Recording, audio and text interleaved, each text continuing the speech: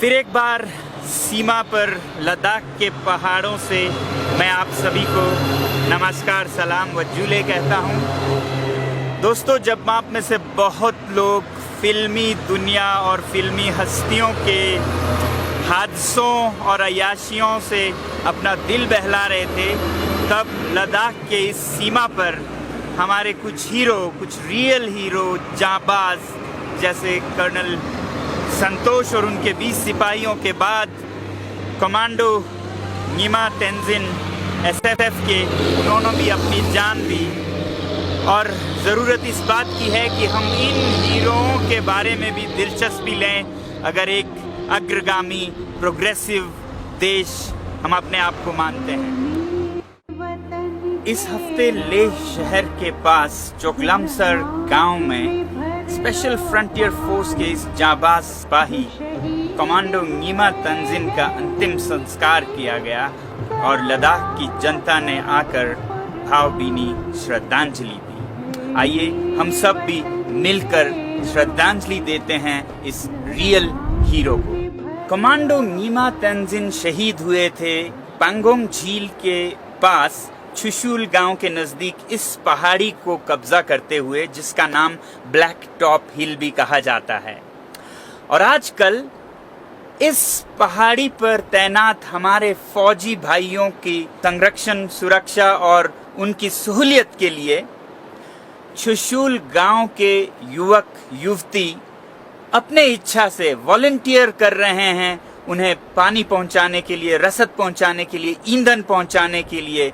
और ये प्रथा कोई नई नहीं है लद्दाख में। दशकों से जितने भी युद्ध लद्दाख में हुए हैं, लद्दाख के शहरी यानी सिविलियंस सेना के साथ कंधे से कंधा मिलाकर युद्ध भूमि तक भी गए हैं। इसके बारे में मैं आगे और बताऊंगा, मगर ये एक फिल्म हकीकत जो कि बॉलीवुड में बनी थी 1964 में, इसके क्लिप देखते हैं जहां ये दिखाया गया है चेतन आनंद साहब ने कि लद्दाख के शहरी भी कैसे युद्ध में भागीदार थे और मदद कर रहे थे सैनिकों के। इस फिल्म को आप जरूर देखिएगा, ये शायद मदद कर सकता है आपको आज के हालात को समझाने के लिए भी। लेकिन हम चौकी नहीं छोड़ रहे। घेरे की वजह से खाने पीने का सामान हेलीकॉप्टर के जरिए भेजा जा रहा है। लद्दाखी सिविलियंस को राइफल ट्रेनिंग देने का इंतजाम किया जा रहा है। Ready and load.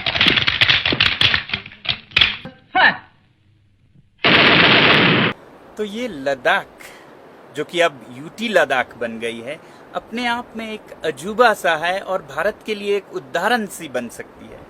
न सिर्फ यहाँ के लोग देशभक्त हैं जो कि आपने अभी देखा, बल्कि बहुत ही ईमानदार भी हैं। यहाँ अपराध के नाम पर लगभग कुछ होता नहीं है, बल्कि सोशल मीडिया तो भरी पड़ी होती है कि कोई कह रहा है मुझे ये बटुआ मिला, इसमें 5,000 रुपए हैं, आके ले जाए, कहीं एटीएम कार्ड मिला है, कहीं क्या सामान मिला है। और यहाँ के लोग बहुत पर्यावरण प्रेमी भी हैं।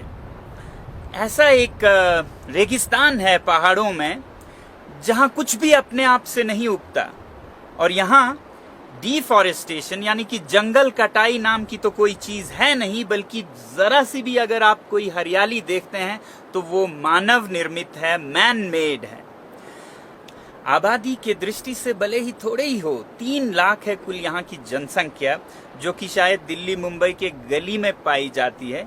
3 लाख की आबादी में 14 तो पद्मश्री और पद्म विभूषण हैं, जो कि आबादी के दृष्टि से देखें तो भारत के औसत से कोई 15 गुने ज्यादा है इस थोड़े से शहरियों में। ये तो हुए सिविलियन अवार्ड्स यानी कि नागरिक पुरस्कार।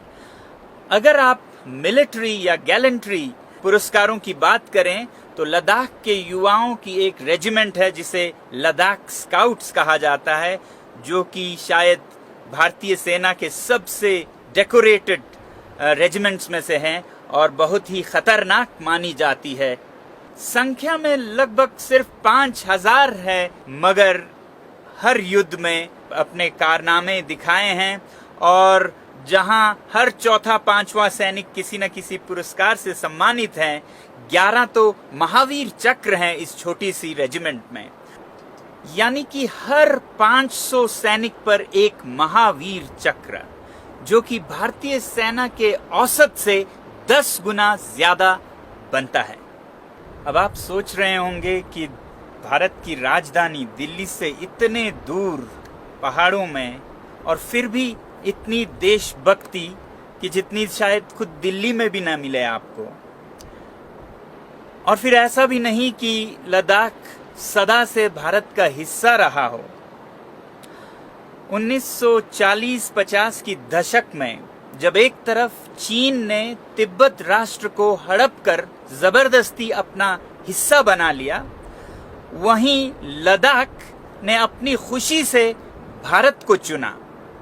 सन 1834 तक लद्दाख एक खुदमुख्तार राष्ट्र था, जैसे कि पड़ोसी तिब्बत राष्ट्र या फिर नेपाल राष्ट्र या फिर भूटान राष्ट्र हिमालय में है।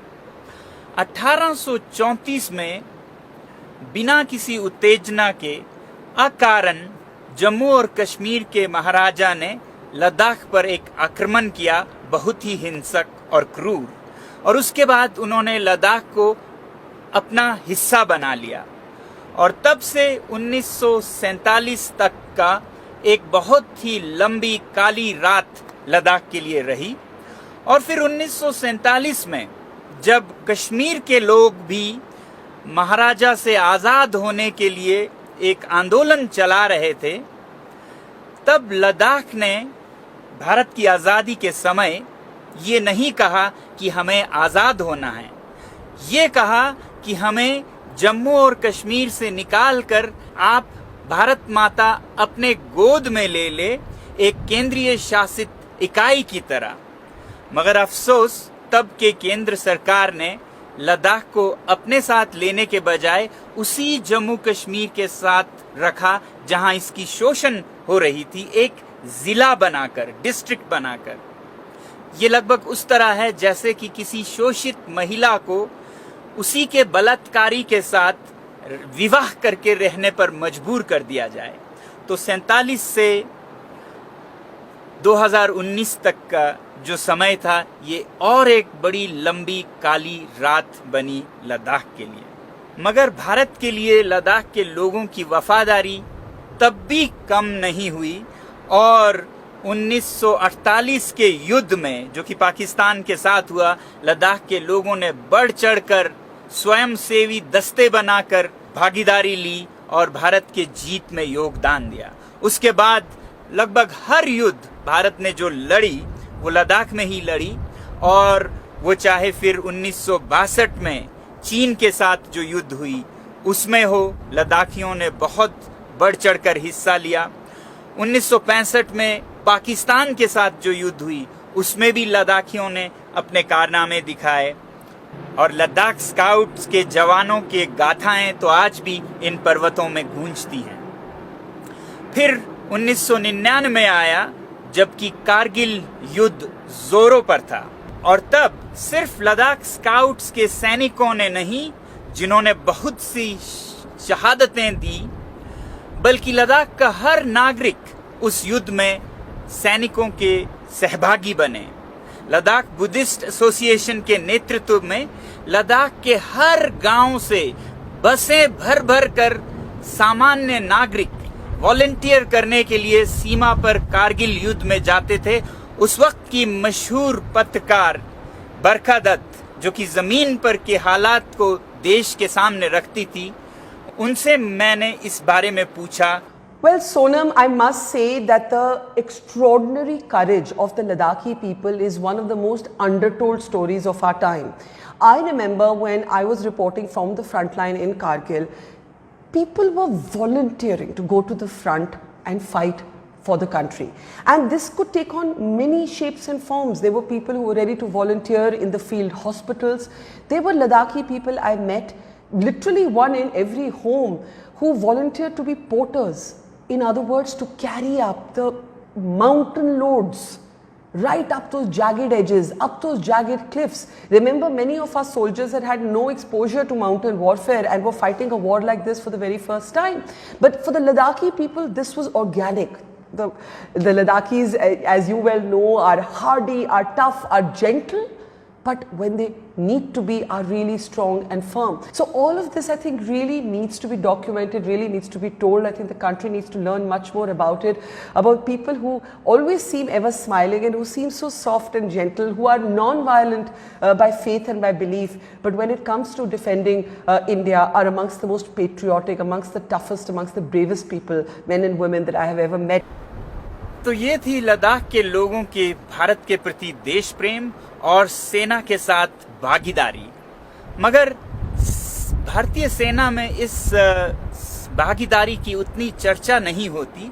मेरा निजी विचार ये है कि भारतीय सेना के लिए ये सबसे बड़ा एसेट है।